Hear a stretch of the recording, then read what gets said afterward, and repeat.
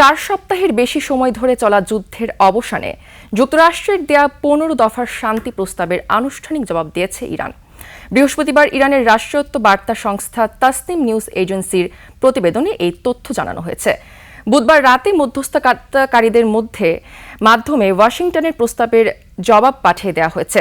Tehran এখন ওয়াশিংটনের জবাবের অপেক্ষায় রয়েছে। প্রতিবেদনে বলা হয়েছে, সংঘাত নিরসনে ইরান বেশ কিছু শর্ত জড়িয়ে দিয়েছে। এর মধ্যে গুপ্ত হত্যা ও আগ্রাসন বন্ধ এবং যুদ্ধের পুনরাবৃত্তি যাতে না ঘটে সেই বিষয়ে তেহরান নিশ্চয়তা চেয়েছে।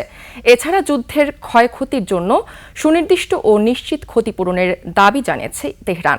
পাশাপাশি এই সংঘাতের সঙ্গে জড়িত ওই অঞ্চলের ইরানপন্থী সশস্ত্র গোষ্ঠীগুলোকে সব ফ্রন্টে একযোগে যুদ্ধ বন্ধের আহ্বান জানিয়েছে।